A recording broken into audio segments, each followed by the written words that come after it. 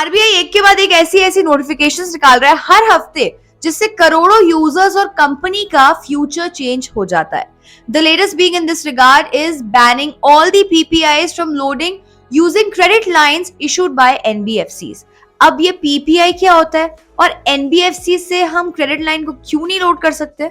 सुनने में sounds very complicated, but if you stay with us till the end of this video, हम इस पूरे मुद्दे पे बहुत ही सिंपल लैंग्वेज में आपको समझाने वाले हैं। बट इसको समझने से पहले इस नोटिफिकेशन की रिपरकशंस को देख लेते हैं। इस नोटिफिकेशन के बाद all the BNPL companies like Slice, Uni, Postpay, Early Salary have stopped accepting new customers or have changed the rules in which they will accept new customers. अगर एस्टिमेट लगाया जाए तो इन BLPN कंपनीज के साथ कुछ नहीं तो 2 से 3 करोड़ कस्टमर्स जुड़े हुए हैं एंड इन सारे कस्टमर्स पे इस नोटिफिकेशन के बाद इम्पैक्ट पड़ेगा। सो अगर आप भी कोई BNPL सर्विस यूज कर रहे हैं तो it's really important for you to stick till the end of this video. जैसे आपके माइंड में क्वेश्चन है, हमारे माइंड में भी क्वेश्चन आए थे कि और कौन कौन सी कंपनीज है जो इससे इम्पैक्ट जिन पे पड़ेगा। आरबीआई ऐसा क्यों कर रहा है? क्या ये फिनटेक कंपनीज कुछ गलत काम कर रही थी और हम इन सब कंपनीज का होगा क्या? सो हमने इन सब पे रिसर्च करी है एंड आपको इन सब क्वेश्चंस के आंसर्स मिल जाएंगे अगर आप हमारे साथ ये वीडियो एंड तक देखेंगे। सबसे पहले समझते हैं कि इस पूरे बीएनपीएल मॉडल से आरबीआई को इशू क्यों लगा। देखो यार, आप इंडिया में सिंपली 3 तरीके से पैसे रख सकते हो, डेबिट, प्रीपेड और credit. First is debit, which is simply your bank account. Second is prepaid, which is like your wallet account, example Paytm or Ola Money, etc. Third is your credit, which is your credit card or credit line.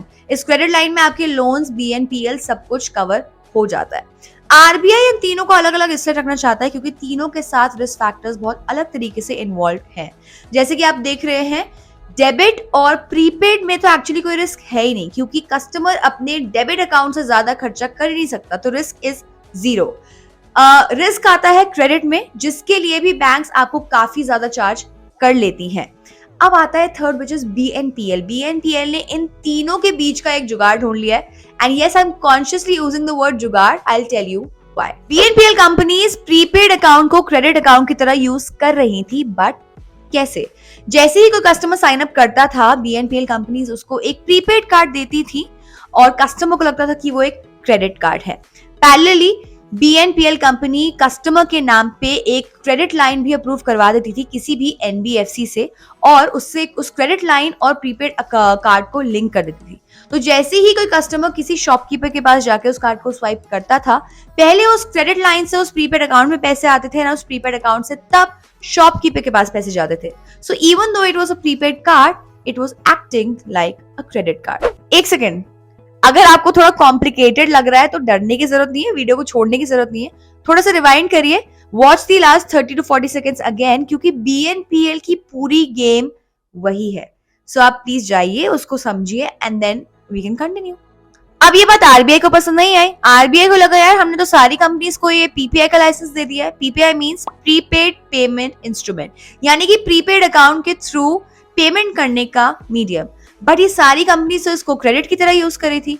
RBI से credit का licence लेना is 100 times tougher than PPI. In fact India में इस time पे सिर्फ banks को permission है credit card issue करने की। अभी रिसेंटली एनबीएफसीज को भी ये परमिशन मिलने वाली थी, बट अभी तक उस पर कुछ फर्म डिसीजन नहीं आया है। बट ये सारी बीएनपीएल कंपनीज बीच का रास्ता चूज करके क्रेडिट कार्ड से compete कर रही थी, which was not fair according to RBI. In fact RBI का ये भी मानना था कि जो सारी कंपनीज हैं इसमें जो कस्टमर्स होते हैं वो क्रेडिट कार्ड सोच के इसको ले लेते हैं, but they don't even know which product they are signing up for. In fact बहुत सारे कस्टमर्स का ये भी क्रिटिसिज्म था कि आजकल जो कंपनीज है यार वो रूल्स एंड रेगुलेशंस फॉलो ही नहीं कर रही है, मतलब क्या चल रहा है। But let us assure you this is not true. In fact, all the companies try really hard to not violate even small rules because यार सबकी reputation is online. अगर देखा जाए तो BNPL कंपनी जो कर रही थी, technically it was not wrong. They were following all the rules as per RBI, but RBI thought that these companies need more rules and regulations to operate. But what is next for these companies and what about those 2 to 3 crore customers जो अपनी credit needs के लिए इन companies पे depend कर रहे थे? As of now, these companies have asked for 6 months time from RBI to comply with these rules. 6 महीने नहीं तो 3 से 4 महीने तो दे ही देगा RBI. इस 3 से 4 महीने में all these companies will come up with new rules and regulations, new business models, and we also think that इन BNPL कंपनीज को इंस्टेंट पर्सनल लोन जैसे प्रोडक्ट्स लॉन्च करने चाहिए, बट वो ऑलरेडी मार्केट में बहुत ज्यादा है, so we don't know what's gonna happen next.